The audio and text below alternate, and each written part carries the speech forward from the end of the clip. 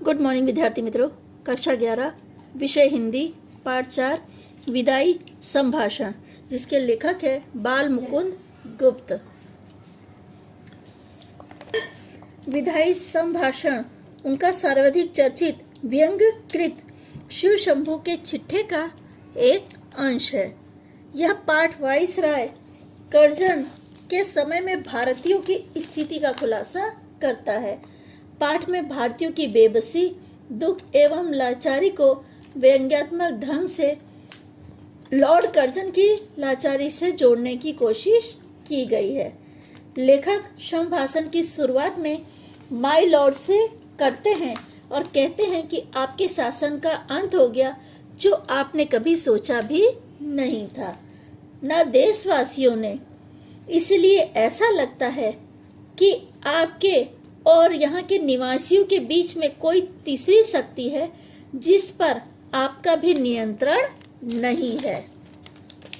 आगे लेखक कह रहे हैं कि विदाई का जो समय होता है या जो बिछड़ने का समय होता है वो दुखदाई होता है। यहाँ के लोगों को भी आपने दुख ही दिया है। ये नहीं चाहते थे कि आप आए, यह प्रार्थना कर रहे थे कि आप यहाँ से चले जाएं। परंतु जब आप यहाँ से जा रहे हैं तब सभी लोग दुखी हैं। इससे जान पड़ता है कि बिछुड़ने का समय दुखदाई होता है। मुझे तो आपके देश में जाने का सौभाग्य ही नहीं जिससे यह पता चले कि वहाँ पे बिछुड़ने का समय कैसा होता है। आगे लेखक कह रहे हैं, परंतु इस देश में पशु पक्षी भी दुख में दुखी होते हैं। आगे वो बोलते हैं, एक बार शिव शंभू के पास 2 गायें थी, जिसमें से एक अधिक बलशाली थी और दूसरी कमजोर थी। वह कभी कभी, जो ताकतवर गाय थी, वो कभी कभी सींग मारकर कमजोर गाय को गिरा देती थी। जो टक्कर मारने वाली यानी जो ताकतवर गाय थी वो पुरोहित को दे दी, जिसकी वजह से दुर्बल गाय दुखी हो जाती है और पूरे दिन वो चारे को छूती भी नहीं है। लेखक कह रहे हैं कि माय लॉर्ड, बिछुड़ने के समय पशु पक्षियों की ऐसी दशा होती है तो आप मनुष्यों की दशा का अंदाजा लगा सकते हैं।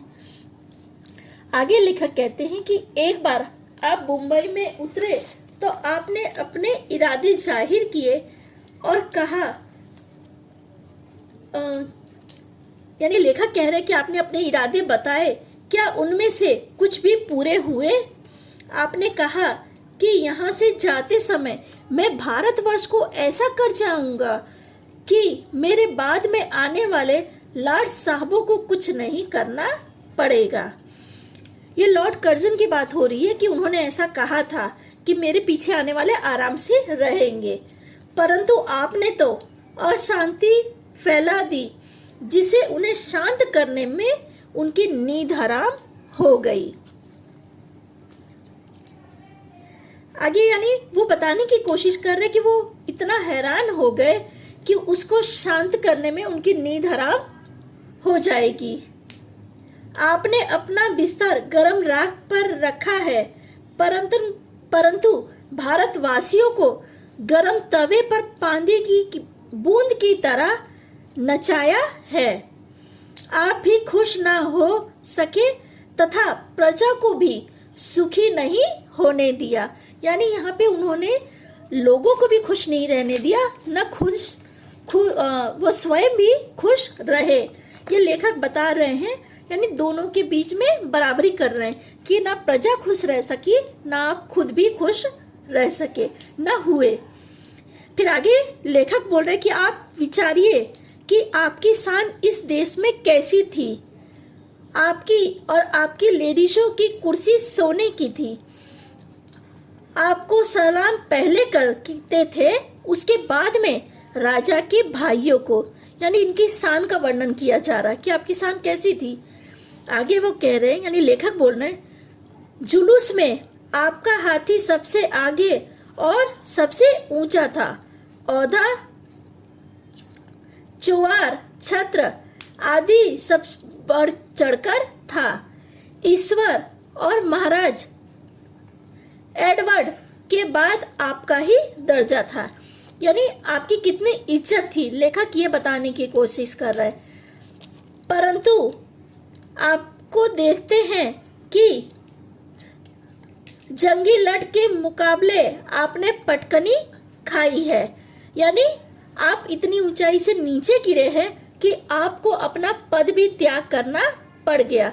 यानी एक ऊंचे ओहदे से आप जमीन पर आकर गिर गए हैं। आप धीर गंभीर थे, परंतु धीर गंभीर कौशल के गैर कानूनी कानून पर करते समय सब दिवालिया निकाल दिया। आपकी कोई धमकी भी काम नहीं आई, वहां भी आपका दिवालिया हो गया।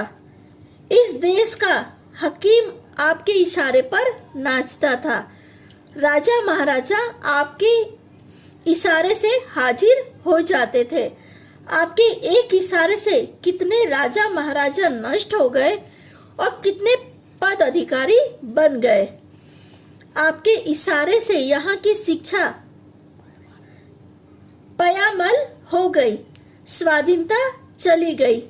बंग देश के सिर पर आट रखा गया और आपकी यह दशा कि आप एक व्यक्ति को भी नियुक्त नहीं करवा पाए। फिर आगे लेखक बता रहे हैं लॉर्ड कर्जन के बारे में कि गुस्से में आपने नौकरी से इस्तीफा दे दिया और जो सरकारी अधिकारी थे उन्होंने इस्तीफा स्वीकार भी कर लिया। आगे लेखक कह रहे हैं कि माय लॉर्ड, एक बार अपने कामों पर ध्यान दीजिए। यानी जो समय बीत गया है उसके बारे में आप सोचिए कि आपने किस लिए, यानी लेखक कह रहे हैं कि आप किस लिए आए थे और क्या करके चले। यानी लेखक उन्हें बता रहे हैं कि आपने जो किया उसके बारे में विचार कीजिए कि आप किस लिए यहाँ आए थे और आपने क्या किया। आपने इस प्रजा के प्रति क्या अपना कर्तव्य निभाया, जरा बताइए। यानी लेखक बोल रहे हैं कि आपने इस प्रजा के लिए अपना कर्तव्य निभाया है। क्या आंखें बंद करके आपने अपने मनमानी हुक्म चलाए और क्या किसी की भी कुछ भी बात आपने सुनी है अपने शासन में? क्या कभी प्रजा की भी सुनी अपने शासन में? आप एक काम को बताइए कि आपने जिद छोड़कर प्रजा की बात को ध्यान दिया हो। यानी यहाँ पे बताने की लेखक कोशिश कर रहे हैं कि जो एक दुष्ट व्यक्ति होता है वो अपनी मनमानी चलाता रहता है, सामने वाले की वो कभी नहीं सुनता। तो यहाँ लेखक बोल रहे हैं कि आपने हम पे शासन किया, यानी हम पे, यानी वो पूरी प्रजा की बात कर रहा है। क्या आपने कभी प्रजा के दुखों को जानने की कोशिश की? एक जो राजा होता है या जो अधिकारी होता है ना, वो अपने प्रजा को खुश रखने की कोशिश करता है, प्रजा की हर बात मानता है। तो यहाँ पे लेखक उन्हें याद दिलवाना चाहते हैं कि आपने इस तरह से ऐसा कुछ किया कभी? आगे लेखक बोल रहे हैं कि केसर और जाट भी प्रजा की बातें सुन लेते थे। आप ऐसा उदाहरण बताइए जब आपने ऐसा किया हो। यानी यहाँ पे लेखक बाल मुकुंद जी उनको याद दिलवाने की कोशिश कर रहे हैं कि आपने ऐसा कुछ किया कभी। फिर आगे वो बता रहे, नादिर शाह ने जब दिल्ली में कत्लेआम किया तो आसिफ जहां ने तलवार गले में डालकर प्रार्थना करने पर कत्लेआम उसी समय रोक दिया, पर आपने 8 करोड़ जनता की प्रार्थना नहीं सुनी। बंग विभाजन किए बिना आपको जाना पसंद नहीं है। क्या आपकी जिद से प्रजा को दुख नहीं होता है? आपको कहने से, पद ना देने से नौकरी छोड़ दी, परंतु यहाँ की प्रजा कहाँ जाए? यानी जैसे मैंने आपको बताया था कि वो एक अधिकारी को नियुक्त करते हैं पर उसे नियुक्त नहीं कर पाते, जिसके गुस्से में उन्होंने इस्तीफा दे दिया। तो यहाँ लेखक कह रहे हैं कि एक व्यक्ति को हाजिर ना करने पर आपने गुस्से में इस्तीफा तो दे दिया, पर यहाँ की प्रजा कहाँ जाए? वो क्या करे? वो किस तरह अपनी जिद को प्रकट करे? आपकी जिद ने देश की प्रजा को पीड़ित किया, परंतु आपको भी कम पीड़ा नहीं दी। ये लेखक बता रहे हैं कि देश की प्रजा तो पीड़ित हुई, आप भी कम पीड़ित नहीं हुए। आपकी जिद ने देश की प्रजा को पीड़ित किया, परंतु आप भी कम पीड़ित नहीं हुए। यानी वो बता रहे हैं कि देश की प्रजा तो दुखी ही हुई, आप भी दुखी है, यहाँ तक कि आप भी उसके शिकार हुए हैं। लेकिन यह प्रजा परिणाम पर अधिक ध्यान देती है। उसका पता है सब बातों का अंत होता ही है। ऐसे ही इस दुख का भी अंत होगा। आगे वो कहते हैं, इस त्याग की भूमि की महिमा आपने कुछ भी नहीं समझी है। इसका दुख क्या है? आप अपने शिक्षितों को तो नहीं देखते।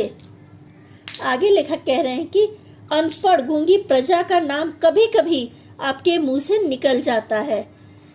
वही प्रजा नर सुल्तान नाम के राजकुमार के गीत गाती है, जो अपनी विपदा के समय नरवर गढ़ में रहता है, वहां चौकीदार से लेके ऊंचे पद पर रहता है।